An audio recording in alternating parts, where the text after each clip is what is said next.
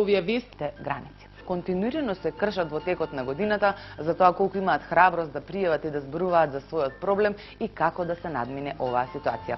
Ова е прилог на колешката Весна Јованова, а веднаш потоа на оваа тема ќе имаме и разговор. Останете со нас. Се случуваат континуирано и во најразличен вид. Најчесто загрозени права на децата во Македонија се право на здрав и достоен живот, право на образование, право на здравствена грижа и топол дом. Многумина од децата на улица се жртви на проституција, подведување за остварување материјална корист, трговија со деца, дистрибуирање и користење дрога, сексуална злоупотреба. Последиците од насилството и злоупотребата се многу сериозни по развојот на детската личност. Стравот, несигурноста, ниската самодоверба, недовербата во институционалната заштита и неинформираноста за службите кои треба да обезбедат помош и поддршка се најчесто причината поради која децата молчат, го трпат насилството и ретко говорат за истото. Глобален проблем во светот е експлоатацијата на детскиот труд, трговијата со деца и нивно сексуално и порнографско искористување, зашто постојано се алармираат владите и граѓанските организации за поактивна улога во промовирање и почитување на правата на детето. Бројот на поплаки поради повредата на правата на децата во Македонија секоја година е во пораст. Во последно време се зголемува и семејното и насилството во училиштата и на улица. Генералното собрание на Обединетите нации во 1954 година го прогласи 20 ноември како универзален ден на детето, на кој активностите ќе бидат посветени на промоција на идеалите и задачите за обезбедување благосостојба на децата насекаде во светот. На истиот ден, во 1989 година, Обединетите нации ја усвоја и Конвенцијата за правата на детето. Пред 13 години Република Македонија ја ратификуваше Конвенцијата за правата на детето и се обврза да ги спроведува обврските кои произлегуваат од неа. Како дел од проектот на Европската Унија и УНИЦЕФ посветен на правда за децата, вчера во Скопје се одржа национална конференција за правда, каде тим од практичари и експерти на конференцијата ќе разгледаа состојбата со реформите кои се спроведуваат со цел системот на правда да се осогласи со Европската Унија и меѓународните стандарди за права на децата. Да, 7 часот и 41 минута и во следните 10 минути зборуваме на оваа тема. Вчера првата детска амбасада во светот Меѓеши излезе со извештај за она што е сработено во делот на СОС телефони за деца и за младенци во минатата 2011 година. Бројките се такви какви што се и понатаму се продолжува со работа за да се разбуди свеста на сите оние пред се кои што се жртви, меѓутоа и оние кои што го гледаат насилството, не се директно вклучени во него, да ги охрабрат оние кои што страдаат.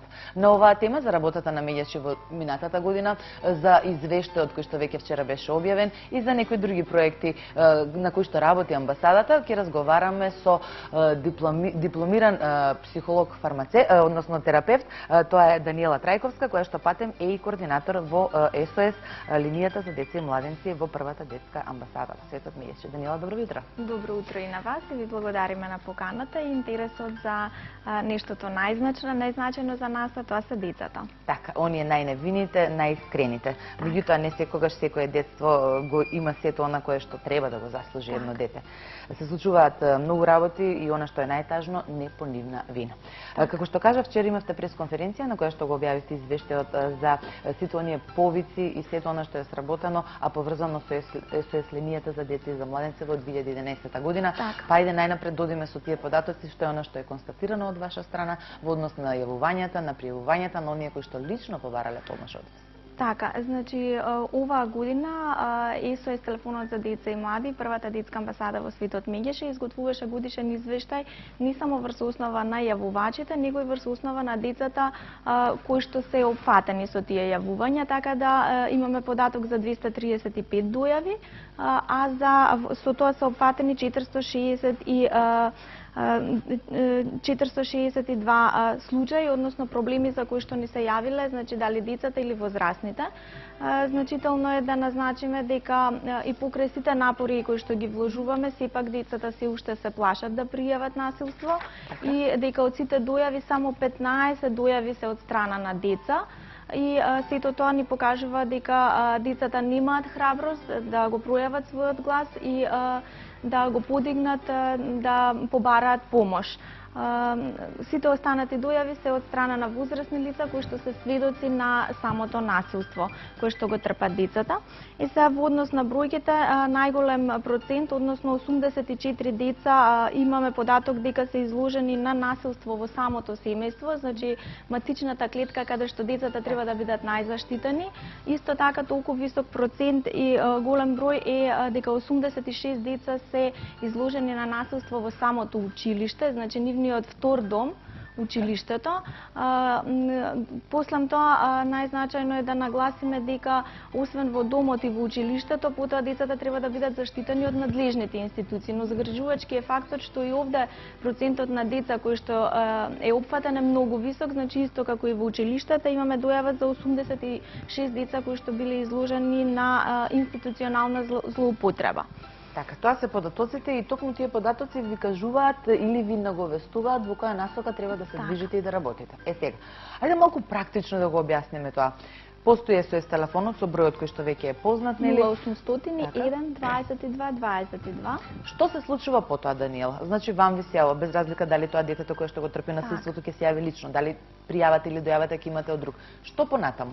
Го регистрирате само, што се случува, значи, што е она што ви и до каде вие можете? Така, најпрво, значи, на SOS телефонот работат стручни лица, затоа што сепак ова е станува збор за ранлива група на граѓани, на деца, или че им се јавуваат на SOS телефонот, имаат некој проблем или сакаат едноставно само да поразговараат или да се информираат, така да ние ги дочекуваме со топол разговор и разбирање, да ги сослушаме, да ги смириме доколку ситуацијата е ескалирана и потоа ги земаме податоците за што станува збор, доколку е потребно веднаш интервенираме до надлежните институции, значи ако е хитно веднаш реагираме телефонски, но исто така се обраќаме во склоп на SOS телефонот за деца и млади функционира и бесплатната правна помош, која се обраќа до надлежните институции со представки, каде што ги информира за дадената ситуација и бара од нив да излезат на терен и да реагираат. Но работата на бесплатната правна служба не застанува тука. Ние и понатаму вршиме мониторинг на работата на надлежните институции за конкретниот случај.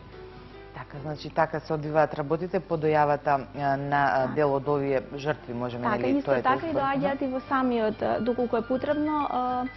Има и стручни лица кои што работат психолози, психотерапеути кои што работат и во самата детска амбасада, така да доколку имаат некој психички проблем, некој за надминување на некој нивен проблем, може слободно да дојдат и во самата детска амбасада, каде што ќе бидат сретнати, ќе се сретнат со стручно лице со кое што може да разговараат. Сега велите дека доаѓаат тука, колку се храбри за да го направат тоа, затоа што сепак тоа се малолетни деца, меѓутоа нели имаме и деца кои што имаат над 18 години, млади поточно млади, колку имаат храброст да го сторат сето тоа, затоа што нели за да дојдат кај вас треба да не го информираат родителот, барем логиката на психата на детето е таква да се сокрие тој момент за да си помогне самото на себе. Колку се обехрабрени? На пример во текот на минатата година колку деца дошле тропнале на вашата врата, не само преку телефон да со оглед на тоа дека само 15 деца имаме дојави, не се мисли на дојави само телефонски, значи тука се опфатени и со доаѓањата во самата институција, така да ние кога разговараме со нив им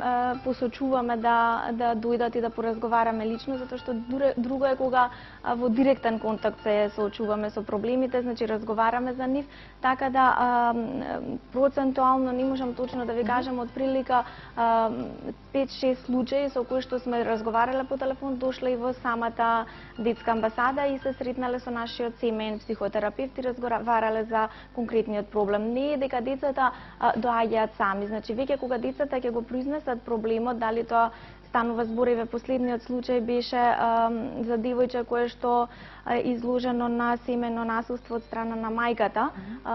Девојчето не дојде само, значи во детската, оно се јави само, меѓутоа потоа во детската амбасада дојде со нејзиниот дедо и со братче и со сестриче, значи се опфати и поширокиот круг на семејството, каде што подетално се разработи целиот тој проблем и директно се реагираше до Центарот за социјална работа. Така да нивната средба и не завршува тука, доколку се потребни и наредни средби за разрешување на проблемот или за полесно надминување на децата на психичките трауми кои што ги доживеале, потребен е еден континуитет. Така да не се застанува на една средба, него врз основа на еден случај има повеќе средби.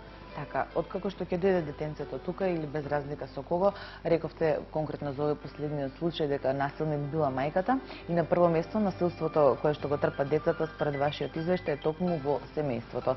Насилници процентуално повеќе се мајките или татковците?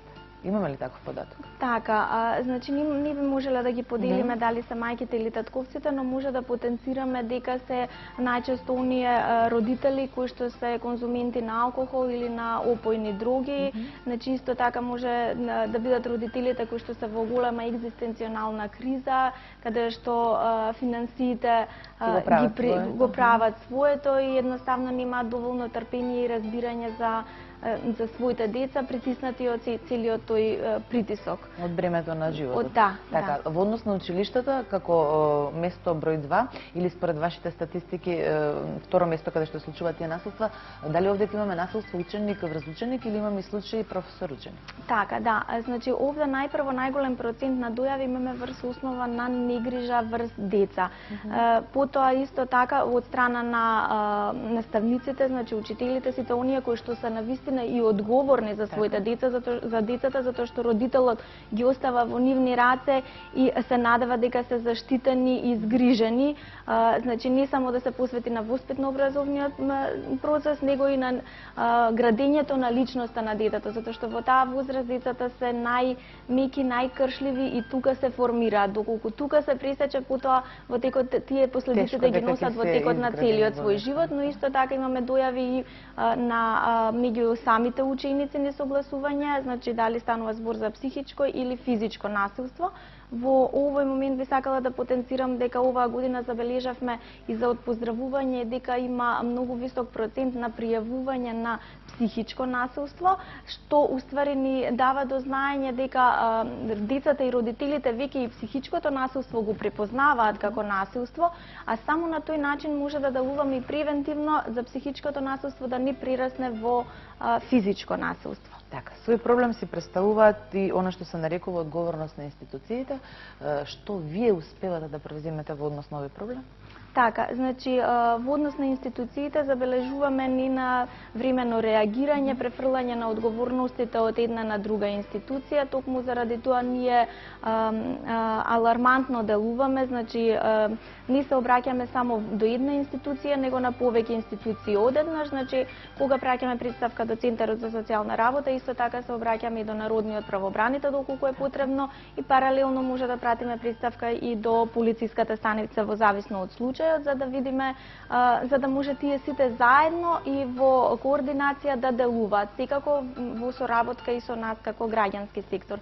Само на тој начин, меѓу наша заедничка соработка и делување, ќе може да подигнеме довербата на децата во институциите и на тој начин се надеваме дека ќе го подигнеме и процентот на дојави од страна на деца. Така, она што е најважно дека секое семејство треба пред се да работи внатре во себе, бидејќи тоа е она почетокот, тоа е времето каде што децата најмногу поменуваат својот живот и барем во овие денови или години кога ги имаат тие години најубави на деца, да си имаат еден пристоен живот без оглед на сета таа економска ситуација и на сите проблеми кои што ги мачат возрастните. Сепак мора да се така. Децето заслужува да биде дете и да го изживее своето детство затоа што го има само еднаш.